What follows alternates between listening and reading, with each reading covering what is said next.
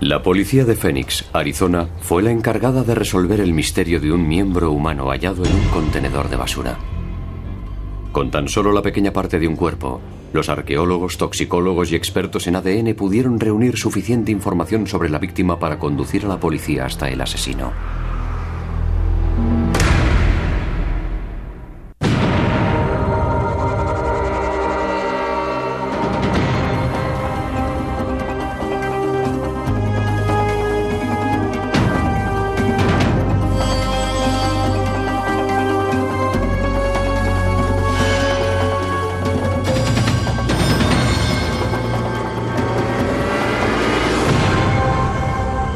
Crímenes imperfectos.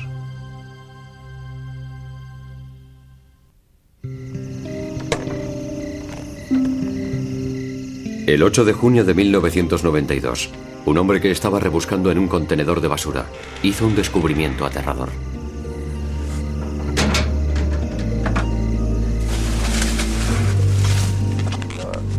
Un pordiosero encontró una enorme bolsa de plástico y la abrió sin saber lo que había dentro, y vio que era una pierna humana.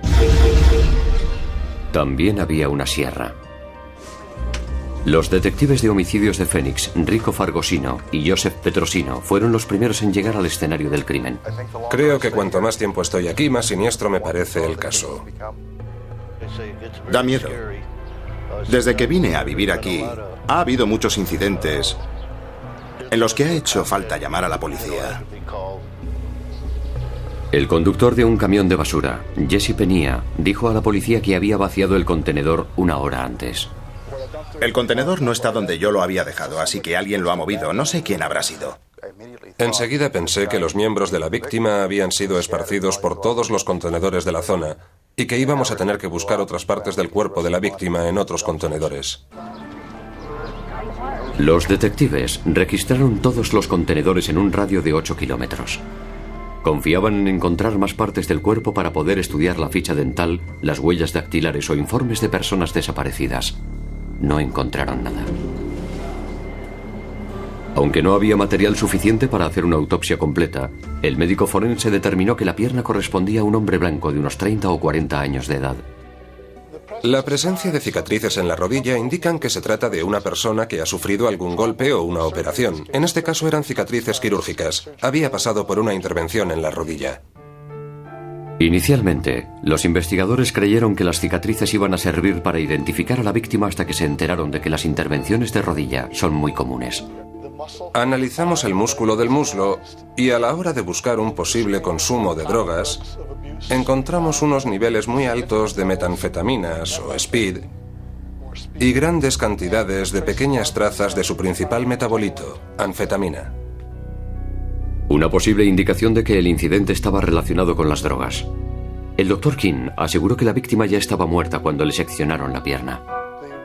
La relativa ausencia de sangre en la pierna indicaba que había sido amputada después de la muerte, cuando ya se había detenido la circulación sanguínea en el cuerpo.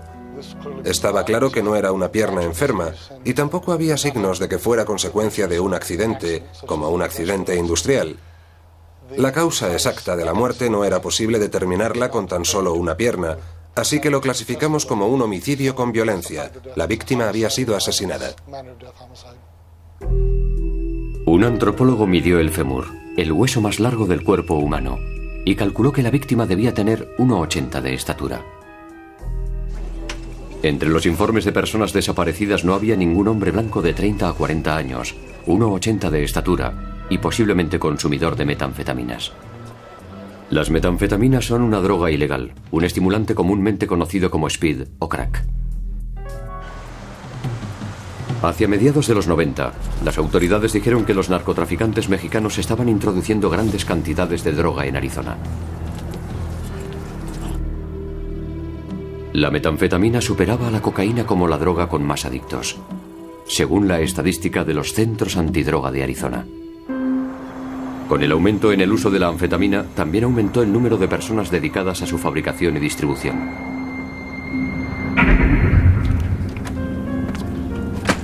Varios días después de ser encontrado el miembro, los investigadores recibieron una llamada sobre un traficante de metanfetaminas desaparecido. La policía confiaba en que fuera la oportunidad que buscaban. La policía de Phoenix, Arizona, se enfrentaba a una tarea prácticamente imposible: encontrar a un asesino suelto en la ciudad y sin más prueba que una pierna. Los análisis forenses revelaron que el individuo era un hombre blanco de entre 30 y 40 años y 1,80 de estatura. Poco después de completar los análisis, una mujer llamó a la central de policía preguntando cómo se rellenaba el impreso para notificar la desaparición de una persona. Dijo que su novio no había regresado a casa. Ya lleva varios días desaparecido. ¿Qué hago para rellenar un impreso de personas desaparecidas? Llevaba zapatillas y pantalones cortos. Dijo que a veces se marchaba, se iba a Las Vegas y se quedaba allí un par de días, pero que siempre volvía y que siempre respondía a los mensajes telefónicos, pero que esta vez no había sido así. La mujer dijo que su novio era Norman Close y a primera vista respondía al perfil. Close tenía 32 años, medía 1,80, estaba operado de una rodilla y era traficante de metanfetaminas. Era un hombre muy abierto y sociable. Tenía muchos amigos en el valle. Nadie dijo nunca nada malo de él, que yo recuerde. Aunque Norman Close caía bien a la gente, sin duda también tenía enemigos. Quiero que se tome su tiempo. Mire las fotos detenidamente y nos diga lo que piensa. Le haremos unas preguntas. Patricia, la novia de Close, identificó la cicatriz de la rodilla y las zapatillas y los calcetines como los que normalmente usaba Norman. Pero los investigadores querían estar seguros de la identificación, de modo que recurrieron a la prueba de ADN. Si se pensaba que la pierna podía pertenecer a Norman Close, busquemos a sus padres y comprobemos su ADN. Puesto que la mitad de nuestro ADN procede de nuestra madre y la otra mitad de nuestro padre, habría sido muy sencillo determinar si la pierna era de Norman comparando su ADN con el de sus padres. Pero cuando los detectives supieron que Norman era adoptado, comprendieron que eso sería imposible. Los científicos confiaban en encontrar otra forma de conseguir una identificación. Al investigar el pasado de Close, la policía descubrió que había donado uno de sus riñones a su hermana pequeña. Sin muchas esperanzas, la policía se puso en contacto con el hospital de Houston, Texas, en el que se había realizado el trasplante. Rutinariamente se toman muestras de células de los posibles donantes para asegurarse de que el receptor no rechaza el órgano. Por suerte para los investigadores, el hospital de Houston mantenía la política de conservar las muestras de células durante 100 años. Por fin, sería posible hacer una prueba de ADN. Esta autorradiografía muestra el ADN del músculo de la pierna comparado con las células de Norman Close que se habían obtenido. La interpretación de las autorradiografías es muy sencilla. Se trata de comparar las muestras. Cuando uno mira las muestras de ADN, la pregunta que surge es: ¿coinciden ambas? ¿Están orientadas igual? ¿Aparecen en el mismo lugar en las autorradiografías? Es muy fácil y sencillo de interpretar. La pierna o el músculo de la pierna pertenecía a Norman Close. Nunca había tenido un caso de ADN en el que se diera una coincidencia tan precisa. Me quedé entusiasmado cuando lo vi e inmediatamente informé a su familia en Texas. Ahora que la policía había identificado a la víctima, el objetivo era identificar al asesino. Me preocupaba pensar que podía haber alguien por ahí que había perdido la cabeza y podía causar muchos problemas a la policía de Phoenix. La policía empezó a interrogar a los amigos de Norman para averiguar cuál había sido su paradero en los últimos días. La novia de Norman, Patricia, fue la que más colaboró. Nos dijo que Norman tenía un extenso pasado como cocinero de metanfetaminas. Una de las últimas personas que probablemente había visto era su socio, que también era cocinero de metanfetaminas, llamado Graham King. Los dos habían sido amigos durante mucho tiempo, pero habían tenido roces recientemente y se habían convertido en rivales dentro del mundo de la droga. Los detectives encontraron el coche de Norman Close a tan solo una manzana de la casa de King. Con una orden de registro, los detectives intentaron buscar una forma segura de registrar la casa de King, que era una fortaleza. 2 terribles Rottweilers vigilaban el jardín trasero. Se montaron cámaras fuera para seguir los pasos de King en cualquier punto de la propiedad. También había tiradores apostados de forma que cubrían hasta el último rincón de la casa.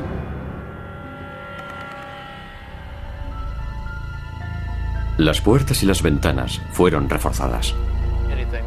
Solo con un bulldozer se podía entrar en aquella fortaleza. Y por supuesto, como fabricante de drogas, eso le daría tiempo para deshacerse de muchas pruebas. La policía esperó a que King saliera hacia su coche antes de enseñarle la orden de registro. Una vez dentro, los investigadores descubrieron un arsenal. Coleccionaba armas, todo tipo de armas, armas de fuego, ballestas, cuchillos de lanzar y navajas, todo escondido dentro de la casa. También había escondrijos y grietas especiales para colocar las armas. En su cama, en las paredes, detrás de las puertas, tenía todas las armas que se pueda uno imaginar, desde armas de hace 400 años hasta las actuales. Los detectives también encontraron marihuana y metanfetaminas. Probablemente tomaba estos productos con más frecuencia de lo que debía. Es posible que le hubiera afectado a la cabeza. Y en la lavandería, los investigadores observaron que alguien, presumiblemente King, había pintado recientemente las paredes y el suelo. Se notaba que era pintura reciente. Olía mucho a pintura. También olía a lejía y a detergente para el suelo. Pero, ¿pudieron los investigadores averiguar si la lavandería había sido el escenario de un crimen o habían llegado demasiado tarde? La pintura había cubierto posibles pruebas, ¿o no?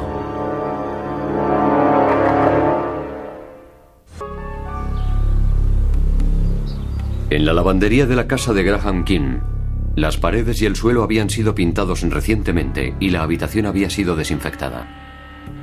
Bien King o una meticulosa ama de casa se había tomado muchas molestias para esconder algo. Decididos a descubrir lo que pasaba, los investigadores retiraron la mesa para planchar que estaba empotrada en la pared.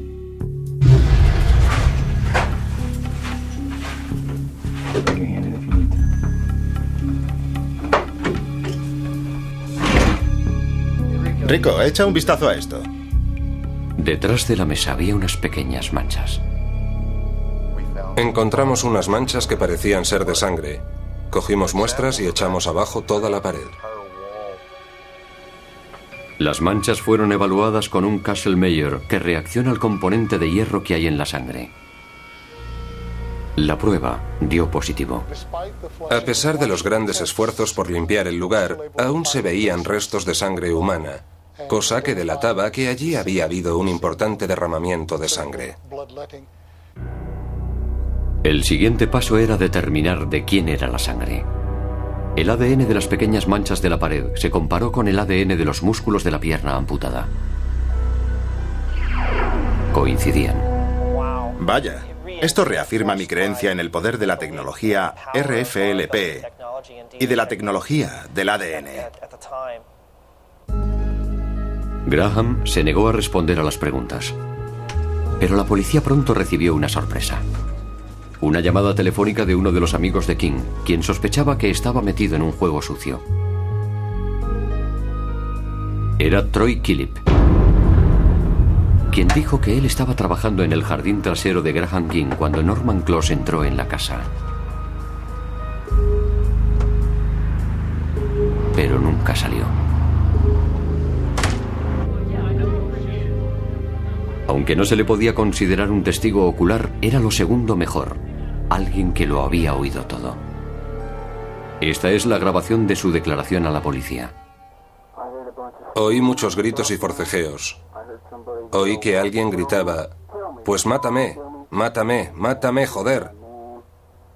Le oí decir mi nombre, oí el disparo, lo oí todo. Oí el sonido de un hacha. No sé qué es lo que le hicieron porque no puedo visualizarlo, pero me basta con los ruidos y los gritos que oí y el hecho de que ya no salió de la casa.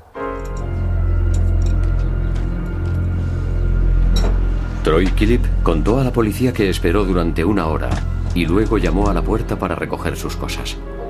Me puse a dar golpes en la puerta de la casa y él retiró las barras de la puerta, que era de acero, y salió y me dijo: «Pasa, pasa». Y al entrar noté un olor fuerte a detergente de pino por todas partes. Me di la vuelta y me marché. Killip también dijo que King y Close se habían puesto a discutir, pero que no se trataba de negocios, sino de una mujer. La novia de Graham King había tenido relaciones con Norman Close y posiblemente estaba embarazada de este último. Graham King se enteró y eso fue lo que, en mi opinión, motivó el crimen. Es una importante operación de drogas. Eso es lo que ocurre. Y a ese tipo le mataron porque se estaba tirando a la mujer del otro. Por eso le mataron. Fue la metanfetamina, que la fabrican aquí mismo, en Phoenix. Graham King fue arrestado y acusado de homicidio en primer grado. A pesar de los resultados de la prueba de ADN y de la opinión del forense, quien mantenía que Norman Close ya estaba muerto cuando le amputaron la pierna, la novia de Norman, Patricia, se niega a creer que Norman esté muerto, lo cual se hizo evidente cuando la entrevistamos. Norman no está muerto. Fue todo un montaje. Tengo la impresión de que no hay ninguna base de verdad. Por lo tanto, en conciencia, no puedo contribuir a una falsedad. Patricia cree que Norman fingió su propia muerte para evitar un enfrentamiento relacionado con la droga. Los fiscales se preparaban para el juicio y tenían otro reto: persuadir a su principal testigo de que testificara.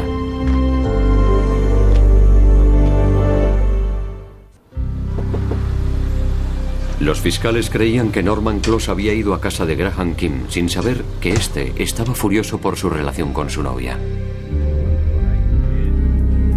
¿Qué es lo que te pasa? ¿Ocurre algo? ¿De qué estás hablando? Entablaron una discusión. Vete al infierno. ¡Te voy a matar!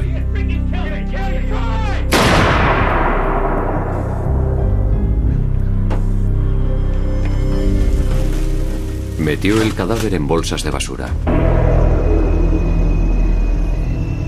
Más tarde tiró las bolsas en distintos contenedores por toda la ciudad.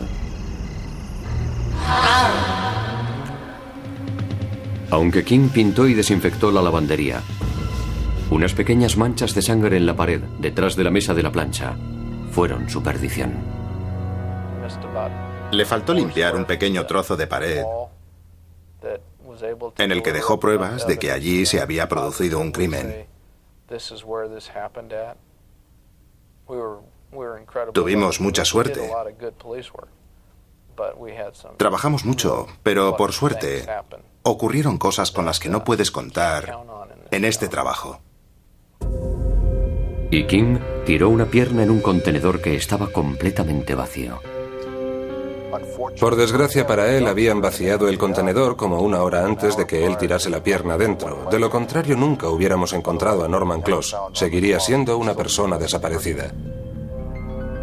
Ninguna de las restantes partes del cuerpo de Close fue encontrada. Este caso requería una amplia variedad de técnicas forenses. La antropología determinó la estatura de la víctima. La toxicología encontró la metanfetamina. Las pruebas de ADN coincidieron con las células de tejido de la víctima que habían estado almacenadas durante 10 años. Finalmente, la prueba Castle-Meyer identificó lo que el asesino no había visto: una pequeña mancha de sangre detrás de la mesa de la plancha, que la prueba de ADN confirmó que era de Close. Pasamos de no saber cómo íbamos a sacar el caso con tan solo una pierna a poder demostrarlo con certeza médica y testimonial. En un futuro no muy lejano, La prueba de ADN en una sola gota de sangre podrá identificar cosas como el género de la víctima, el color del pelo y de los ojos, la estatura, el peso y la etnia. Antes del juicio, los fiscales se encontraron con una dificultad cuando su testigo, Troy Killip, se negó a testificar diciendo que temía por su vida.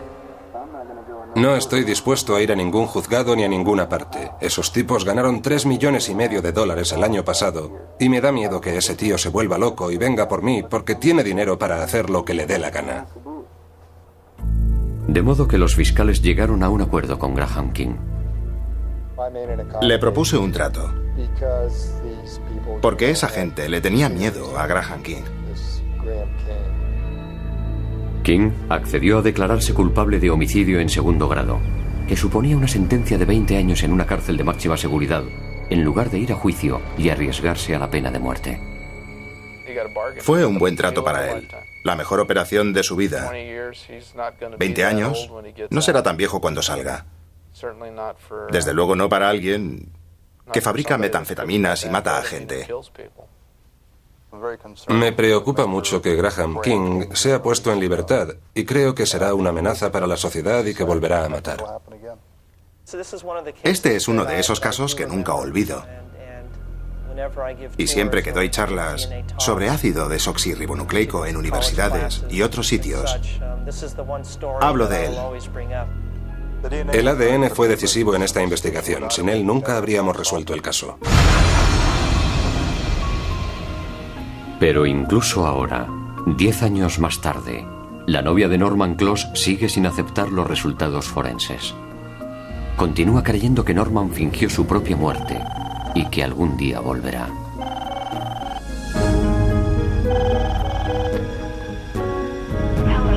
Hola, deja tu mensaje al oír la señal y Norman y yo te devolveremos la llamada.